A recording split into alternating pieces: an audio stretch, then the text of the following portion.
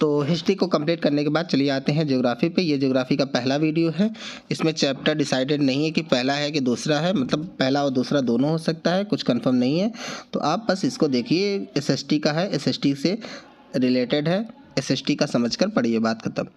उसके बाद चलिए स्टार्ट करते हैं पहला video. Which one of the following classification of resource on the basis of origin is correct. मतलब बेसिस ऑफ ओरिजिन जैसा कि हम जानते हैं क्या होता है, बायोटिक और अबायोटिक। तो जो बेसिस ऑफ ओरिजिन के बेसिस पे रिसोर्सेज को दो पार्ट्स में डिवाइड किया गया है, एक होता है बायोटिक और दूसरा होता है अबायोटिक। हिंदी में बोलते हैं जैव और अजैव। उसके बाद हमारा अगला क्वेश्चन है, what type of resource is iron ore. तो आयरन ओर कैसा रिसोर्स है, तो ये नॉन रिन्यूएबल रिसोर्स है, जिसको रिन्यू नहीं किया जाता है एक बार यूज़ करने के बाद, बस इसे दूसरे रूप में चेंज कर सकते हैं लेकिन रिन्यू नहीं कर सकते हैं। उसके बाद हमारा अगला क्वेश्चन है, the main cause of land degradation in Punjab is. तो इसका आंसर हो जाएगा एक्सेसिव इरिगेशन, मतलब हद से ज़्यादा इरिगेशन करना, सिंचाई करना। उसके बाद हमारा अगला क्वेश्चन है, in which of these states is black soil mainly found. मतलब ब्लैक सॉइल कौन से स्टेट में मेनली पाई जाती है, तो इसका आंसर हो जाएगा महाराष्ट्र। महाराष्ट्र में ब्लैक सॉइल मेनली पाई जाती है। उसके बाद हमारा अगला क्वेश्चन है, type of the resources based on their origin. अभी फिर से वही क्वेश्चन रिपीट हो गया है, तो बायोटिक और अबायोटिक। उसके बाद हमारा अगला क्वेश्चन क्या है, the tiger reserve of West Bengal is in serious danger due to mining of dolomite mineral. मतलब जो वेस्ट बंगाल में जो टाइगर रिजर्व है वो सीरियस डेंजर में किसकी वजह से, कौन से डोलमाइट मिनरल की वजह से, तो इसका आंसर हो जाएगा बक्सा। बक्सा जो है उसकी वजह से जो टाइगर रिजर्व है वेस्ट बंगाल में वो सीरियस डेंजर में। उसके बाद हमारा अगला क्वेश्चन है, what percentage of all biological species of the world are cultivated in India. वैसे यहाँ पर फाउंड होता ज़्यादा अच्छा रहता।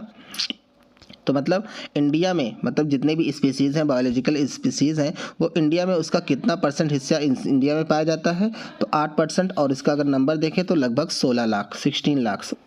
उसके बाद अगला क्वेश्चन है, सीड सेविंग मूवमेंट, जिसको वैसे सीड नहीं, सीड सेविंग को बीज बचाओ, बीज बचाओ।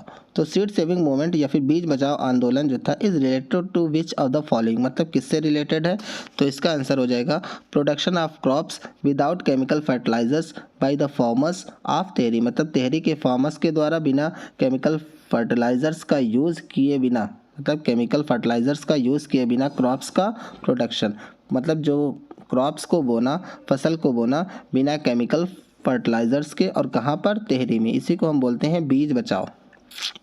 उसके बाद हमारा अगला क्वेश्चन है, under which of the following programmes effort were made to involve local communities in the reconstruction of degraded forest. तो इसका आंसर हो जाएगा चिपको मूवमेंट। यहाँ पे अगर इसकी मीनिंग देखें, under which of the following programmes, मतलब कौन से प्रोग्राम में efforts were made to involve local communities, जिसमें क्या हुआ, लोकल कम्युनिटीज़ इन्वॉल्व थी, और in the reconstruction of degraded forest, मतलब जो फॉरेस्ट को काटा जा रहा था उसको फिर से बोने के लिए, उसे फिर से फॉरेस्ट को कंप्लीट करने के लिए, या फिर कह सकते हैं कि पौधों को ज़्यादा से ज़्यादा पेड़ लगाने के लिए कौन सा लोकल कम्युनिटी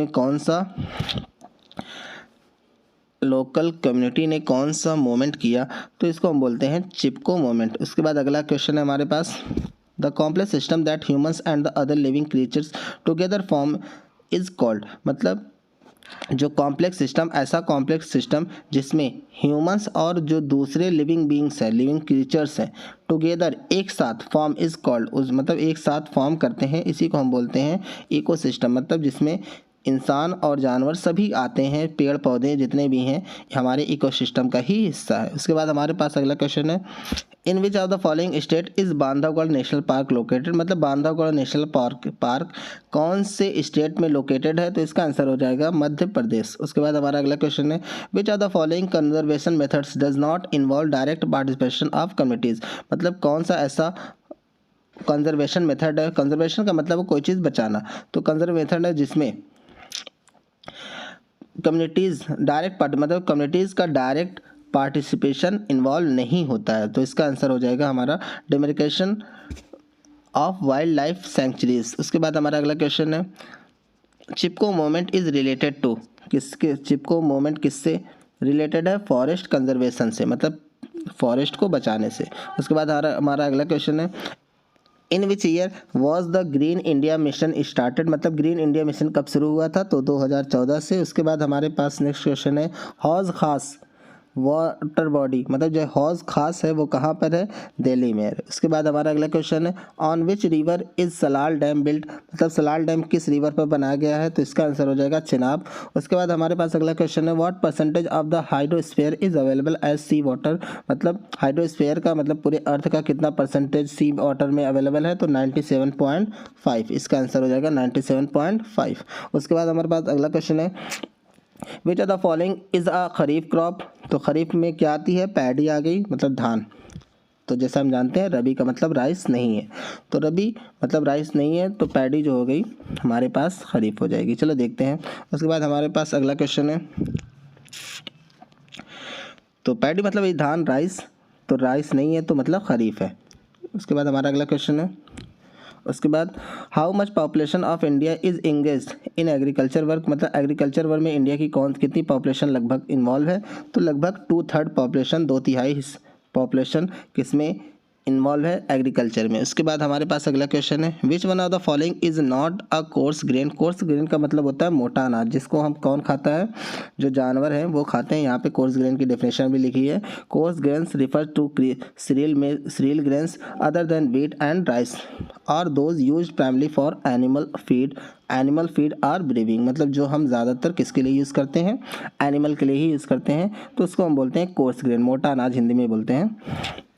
तो इसका आंसर हो जाएगा मक्का। उसके बाद हमारे पास अगला क्वेश्चन है the fibre crop which is called golden fibre, तो गोल्डन फाइबर कौन सी फाइबर क्रॉप को कहा जाता है, जूट को बोला जाता है, और जूट के प्रोडक्शन में इंडिया जो है नंबर 1 पर है, और कॉटन में कौन से है, सेकंड पर। उसके बाद हमारे पास नेक्स्ट क्वेश्चन है which of the following crop is considered to the origin place of India, मतलब कौन सी फॉलोइंग ऐसी कौन सी ऐसी क्रॉप है जिसे इंडिया माना जाता है कि इंडिया से ये पैदा हुई है, तो इसका ओरिजिन कहाँ पर है, इंडिया पर है, तो इसका आंसर हो जाएगा कॉटन। अगला क्वेश्चन है the main crop grown in black soil is, मतलब ब्लैक सॉइल में जो मेन क्रॉप ग्रो की जाती है वो कौन सी है, कॉटन। उसके बाद हमारे पास नेक्स्ट क्वेश्चन है जैसा कि वही after China the second largest rice producing country in the world is, मतलब चाइना के बाद second largest rice producing country कौन है, चावल पैदा करने वाली, चावल उगाने वाली कंट्री कौन है, चाइना के बाद इंडिया। उसी तरह कॉटन में भी कौन है, नंबर 1 पे है चाइना और नंबर 2 पर है इंडिया। उसके बाद हमारा अगला क्वेश्चन है which of the following is a fibre crop, मतलब जूट जो है फाइबर है, जूट हो गया, कॉटन हो गया, जिससे कपड़ा बनता है, तो ऐसी क्रॉप जिससे कपड़ा कॉटन क्लॉथ बनाया जाता है उसको हम बोलते हैं फाइबर क्रॉप बोलते हैं। उसके बाद हमारा अगला क्वेश्चन है which of the following are the major beverage crops, तो बेवरेज जिसको हम चाय जिसको पीते हैं, बेवरेज क्रॉप मतलब पीने जिसको हम पीते हैं, जैसे चाय हो गई, कॉफ़ी हो गई, तो ये बेवरेज क्रॉप्स हैं। तो बेवरेज क्रॉप्स कौन सी हैं, टी, कॉफ़ी। उसके बाद हमारा अगला क्वेश्चन है which of the following is the largest T producing state in India, मतलब इंडिया में लार्जेस्ट टी प्रोड्यूसिंग स्टेट कौन सा है, तो हम जानते हैं आसाम। उसके बाद हमारा अगला क्वेश्चन हो जाएगा विच of the following is a plantation crop, plantation crop मतलब प्लांटेशन क्रॉप क्या होती है, when a single crop is grown in a large area, मतलब जब किसी बड़े से एरिया में एक ही किस्म की क्रॉप को बोया जाता है तो उसको बोलते हैं प्लांटेशन एग्रीकल्चर। तो प्लांटेशन क्रॉप कौन हो गई, जैसे शुगर केन हो गई, टी हो गई, ये सब प्लांटेशन क्रॉप होती हैं जो बहुत बड़े एरिया में बोई जाती हैं, शुगर केन, टी, कॉफ़ी, इस तरह से। उसके बाद हमारा अगला क्वेश्चन है terrace agriculture is done in on the sloping land, मतलब जो ढालू वाली ज़मीन होती है वहाँ पर टेरेस कल्टीवेशन किया जाता है। उसके बाद हमारे पास अगला क्वेश्चन है the time for sowing kharif crops is, मतलब खरीफ क्रॉप्स को बोने का जो टाइम है क्या कब है, जून जुलाई, जिसमें कि मेन क्रॉप है कौन, राइस। उसके बाद हमारा अगला क्वेश्चन है which of the following is a fibre crop, तो फिर से वही क्वेश्चन रिपीट हो रहा है, जूट। उसके बाद हमारे पास अगला क्वेश्चन है which land is most suitable for cotton cultivation, फिर से वही वाला, कॉटन कल्टिवेशन के लिए सबसे ज़्यादा इंपॉर्टेंट लैंड कौन है, तो ब्लैक हो जाएगी। विच of the following is a stored crop, stored का मतलब क्या होता है, जिसको हम बचा कर रखते हैं, जिसमें आता है पल्सेज आ गया, मतलब जिसको भी स्टोर करके रख लें, वैसी क्रॉप्स को हम बोलते हैं स्टोर्ड क्रॉप्स। उसके बाद हमारे पास अगला क्वेश्चन है which of the following is a rabi crop, rabi crop कौन सी है, तो वीट, इसकी इंपॉर्टेंट वीट है, रबी में इंपॉर्टेंट कौन है, वीट है, गेहूँ। उसके बाद हमारे पास अगला क्वेश्चन है विच क्रॉप्स आर लाइक चिकपी। अब चिकपी का मतलब क्या होता है, जो ग्राम चना होता है उसको हम बोलते हैं चिकपी। तो पी, सोयाबीन ये कौन सी हैं, पल्सेज हैं, दालें हैं। उसके बाद हमारे पास अगला क्वेश्चन है, Punjab Haryana and Uttar Pradesh are major producers of which crop. मतलब जो पंजाब हरियाणा और उत्तर प्रदेश है कौन सी क्रॉप के सबसे बड़े प्रोड्यूसर हैं, तो यहाँ पर हमारा आंसर है रबी क्रॉप। मतलब पंजाब हरियाणा और उत्तर प्रदेश में ज़्यादातर रबी क्रॉप्स बोई जाती हैं। उसके बाद हमारे पास अगला क्वेश्चन है, which of the following is not a food crop. मतलब खाने वाली।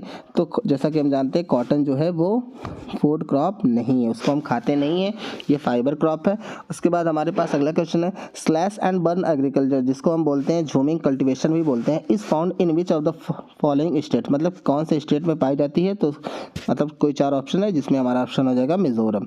उसके बाद हमारे पास अगला क्वेश्चन है, which of the following crop is included under course grains. मतलब कोर्स ग्रेन्स में वही मोटा अनाज, तो इसमें कौन सा शामिल है, ज्वार। उसके बाद हमारे पास अगला क्वेश्चन है, which of the following is a plantation crop. फिर से आ गया वही sugar cane. Which soil is suitable for tea cultivation. Tea cultivation के लिए कौन सी सॉइल सुटेबल है, तो लैटराइज सॉइल हो गई।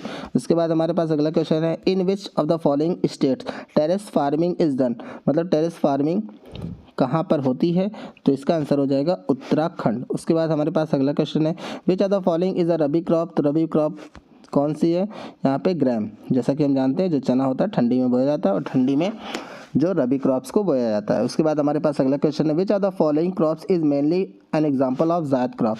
तो जायद क्रॉप का मेनली एग्जांपल कौन है, जो जैसा कि हम जानते हैं जायद जो मई जून के जो महीने में जो फसल बोई जाती हैं, जिसमें आता है ककड़ी, आ गया कुकुम्बर, और उसके बाद वाटरमेलन, मस्कमेलन, तो ये सब जितने भी हैं, तो वाटरमेलन ये सब जायद क्रॉप में आते हैं। उसके बाद हमारे पास अगला क्वेश्चन है, which are the following is leguminous. Leguminous को बोलते हैं हिंदी में फलीदार।